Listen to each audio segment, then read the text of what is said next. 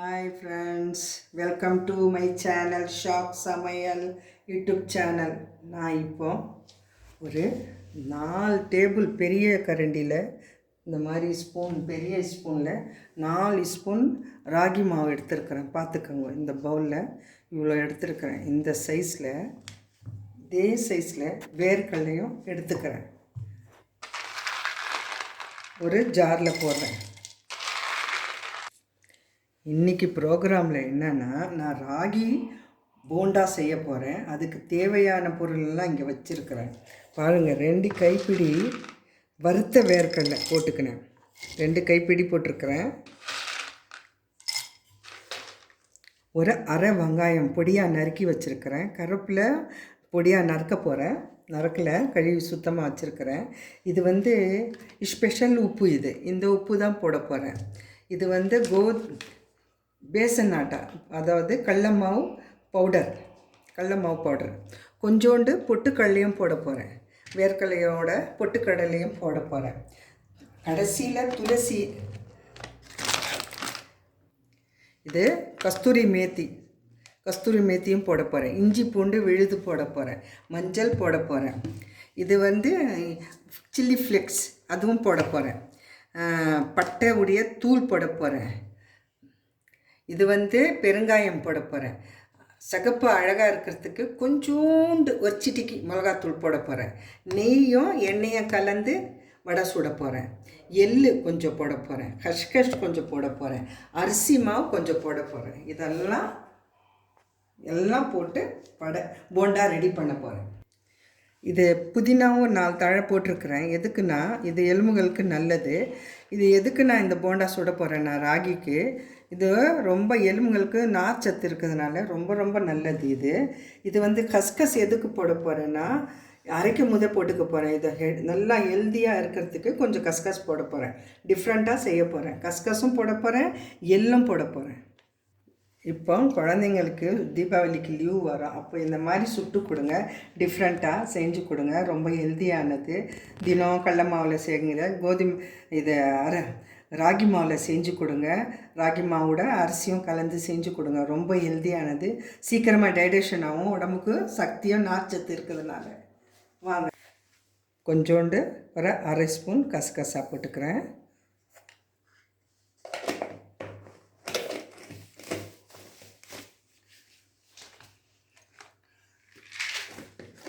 பொட்டுக்கடலை பாருங்கள், ஒரு பெரிய ஸ்பூனில் 1 ஸ்பூன். நான் அளந்து போட மாட்டேன், ஒரு திட்டமாக போடுவேன். நீங்கள் அளந்து போட்டுக்கோங்க. பெரிய ஸ்பூன் 1 ஸ்பூன். இது அரிசி மாவு. இந்த அரிசி மாவோட ராகி மாவும் கலக்க போகிறேன். இது கலக்கிறதுக்கு தோராயமாக ஒரு 2 கரண்டி எடுத்துக்கிறேன். நான் ஒரு பெரிய ஸ்பூனில் 2 ஸ்பூன் எடுத்துக்கிறேன். இப்போ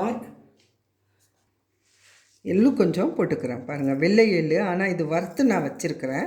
அதுவும் போட்டுக்கிறேன். இதை பாருங்கள், இது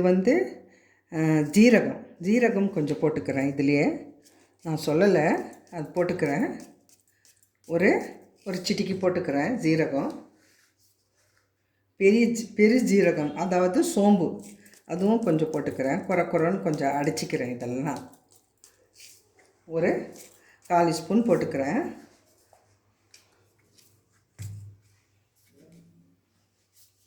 இப்போ அடிச்சிக்கலாம். எல்லாம் குறன்னு அரைச்சிக்கலாம். குறன்னு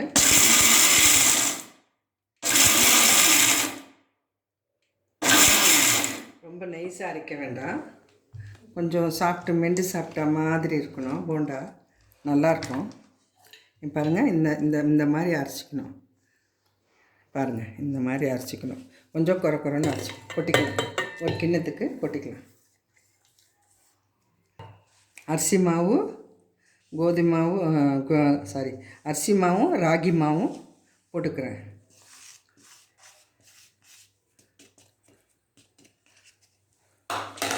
வெங்காயம் போட்டுக்கிறேன். ஒரு அரை வெங்காயம்தான்.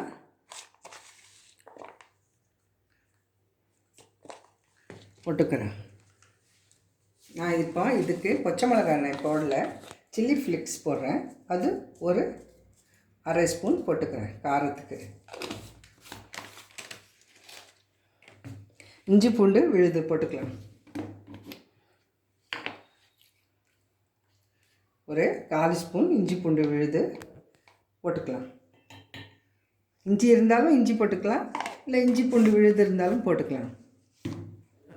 மஞ்சாத்தூள் கொஞ்சம் போட்டுக்கிறேன்.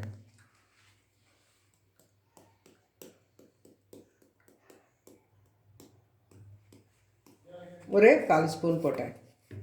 நெய்யும் எண்ணெயும் கலந்து சூடாகுது எண்ணெய். கொஞ்சோண்டு ஒரு சிட்டிக்கி கலருக்காக ஒரு சிட்டிக்கி சிகப்பு மஞ்சாத்தூள், அதாவது காஷ்மீர் மிளகாத்தூள் போட்டுக்கணும். இது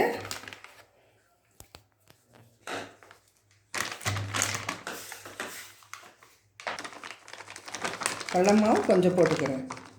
எவ்வளோ ராகி எடுத்தேனோ அவ்வளோ கடல மாவு போட்டுக்கிறேன். இவ்வளோ தான் ராகி எடுத்தேன், அவ்வளோ சைஸுக்கு கடல மாவு போட்டுக்கினேன். இப்போ இது பட்டைத்தூள் ஒரு 1/4 ஸ்பூன் போட்டுக்கிறேன்.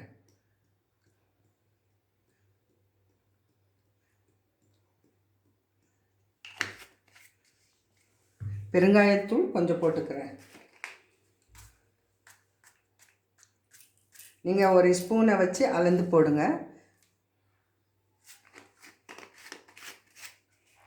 எல்லாம் போட்டாச்சு. இப்போ தண்ணி கொஞ்சம் எடுத்துக்கிறேன். இது பொடியாக ஆன கடல் உப்பு. இது கடல் உப்பு தான், இது ஸ்பெஷல் உப்பு. ருசிக்கேற்ற உப்பு போட்டுக்கலாம்.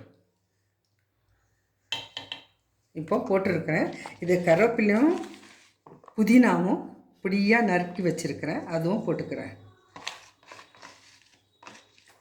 இப்போ எண்ணெய் 1 ஸ்பூன் விட்டுக்கிறேன். எண்ணெய் 2 ஸ்பூன் ஊற்றிக்கிறேன். இது ஆலிவ் ஆயில் எண்ணெய். இப்போ எல்லாம் மிக்ஸ் பண்ணிக்கிறேன். உப்பு எல்லாம், சோம்பு, சீரகம், பெருங்காயம், சில்லி ஃப்ளேக்ஸ், காரத்துக்கு மிளகாத்தூள் கொஞ்சம், காஷ்மீர் மிளகாத்தூள் எல்லாம் போட்டிருக்கிறேன். இதெல்லாம் நாங்கள் கொஞ்சம் காரம் கம்மியாக சாப்பிட்றதுனால நான் கம்மியாக போட்டிருக்கிறேன். உங்களுக்கு வேணும்னா நீங்கள் போட்டுக்கலாம் நிறைய. இப்போ பிசைந்துக்கலாம். நல்லா போண்டா எப்படி சுட்ட எவ்வளோ திட்டமோ அவ்வளோ திட்டத்துக்கு தண்ணி ஊற்றி பிசைந்து விட்டுக்கலாம்.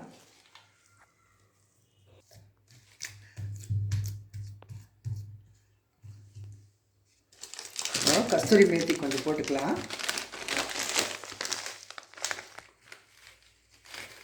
இது உடம்புக்கு ரொம்ப நல்லது.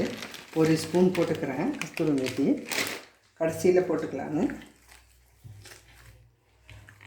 ரொம்ப டேஸ்ட்டாக இருக்கும் போண்டாக்கு.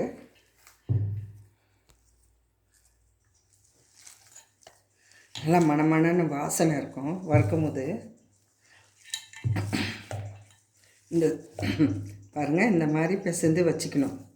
இப்போ நீங்கள் உப்பு இருக்கான்னு உங்களுக்கு திட்டம் தெரியலன்னா கொஞ்சோண்டு இந்த மாவை எடுத்து இப்படி ஒரு லெஃப்ட் ஹேண்டில் வச்சு செக் பண்ணுங்கள். உப்பு எங்களுக்கு சரியாக இருக்குது. நாங்கள் உப்பு காரம்லாம் கொஞ்சம் கம்மியாக சாப்பிடுவோம். எங்களுக்கு கரெக்டாக இருக்குது. உங்களுக்கு எப்படி வேணுமோ அப்படி போட்டுக்கோங்க. கொஞ்சம் உப்பு கூட அதிகமாக சாப்பிட்றவங்க இருக்கிறாங்க. நாங்கள் திட்டமாக சாப்பிடுவோம். உப்பெல்லாம் ரொம்ப சேர்க்க மாட்டோம், கம்மியாகவே சேர்ப்போம். உப்பு, காரம், எண்ணெய் எல்லாம் பார்த்து தான் செய்வோம். இந்த மாதிரி நல்லா பிசைந்துக்கிட்டு போண்டாவுக்கு கொஞ்சம் நேரம் விட்டுடலாம். எண்ணெய் சூடாகிற வரைக்கும் ஒரு 2 செகண்ட். அடுப்பு பற்ற வச்சு எண்ணெய் விட்டு இருக்கிறேன். கொஞ்சம் நெய்யும் கலந்து வச்சுருக்கிறேன். இது ராகி இருக்கிறதுனால சில குழந்தைங்க விரும்பாதுங்க. அதனால் நான் எண்ணெயும் நெய்யும் கலந்து சுடுறேன். கொஞ்சம் நல்லா டேஸ்ட்டாக இருக்கும். இந்த மாதிரி சுடுங்க. எண்ணெய் நல்லா சூடாகட்டோங்க. இந்த மாதிரி சைஸுக்கு உருண்டையாக ஆக்கிக்கலாம். உங்களுக்கு பெருசாக வேணால் கூட பெருசாக போட்டுக்கோங்க.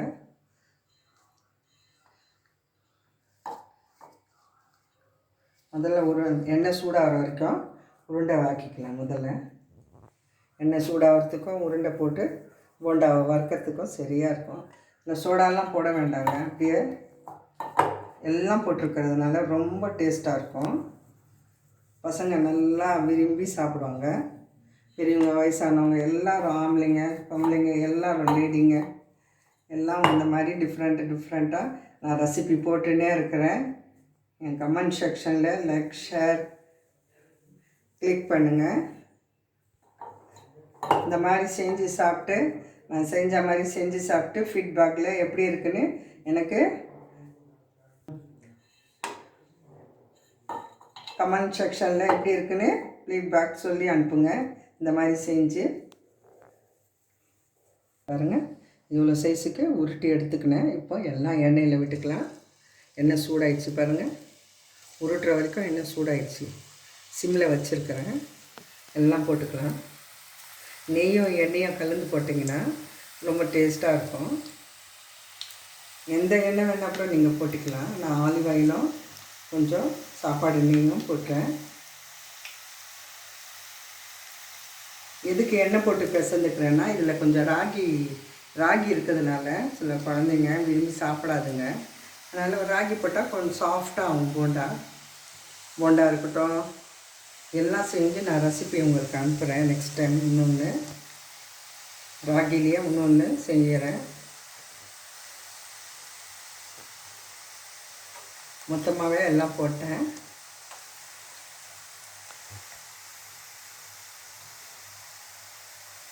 நல்லா வரப்படட்டும். இப்போ இது வரப்படட்டும். கொஞ்சம் எனக்கு ரொம்ப பேர் ரெசிபி நல்லா தேவையானது தேவையில்லாததெல்லாம் சொல்லுன்னு சொல்கிறாங்க.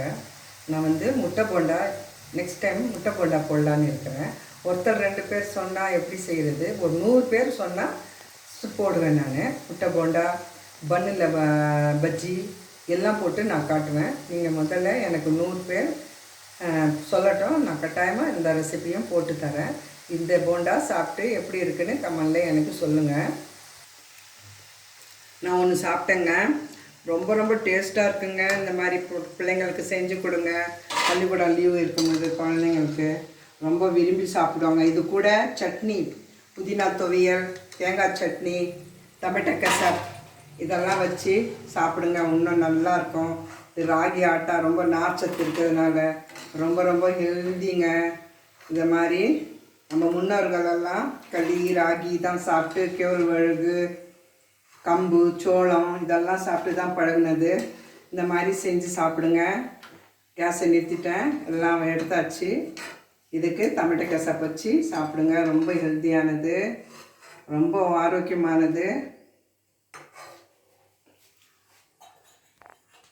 இந்த பாருங்கள், நான் இப்போ ஒன்று சாப்பிட்டுருக்குறேன். பாருங்கள், சுட ரொம்ப கூப்பாக இருக்கும். பாருங்கள், இந்த மாதிரி சுட்டுக்கோங்க. சுட்டு சாப்பிடுங்க. பசங்களுக்கு ஸ்கூல் லீவ் இருக்கும்போது இந்த மாதிரி செஞ்சு கொடுங்க. சாப்பிட்டு எப்படி இருக்குது இந்த போண்டா எனக்கு சொல்லுங்கள். கமெண்டில் எனக்கு ஷேர் பண்ணுங்கள், கிளிக் பண்ணுங்கள், சப்ஸ்கிரைப் பண்ணுங்கள். இதோட தேங்காய் சட்னி கொஞ்சம் வச்சுருக்கிறேன், புதினா சட்னி வச்சுருக்கிறேன், டொமேட்டோ கெசப் வச்சுருக்கிறேன். இதெல்லாம் போட்டு தொட்டுன்னு சாப்பிட்டிங்கன்னா சூப்பராக இருக்கும். கமெண்டில் எப்படி இருக்குன்னு சொல்லுங்கள். என்னுடைய சேனலுக்கு சப்ஸ்கிரைப் பண்ணுங்கள். வணக்கம்.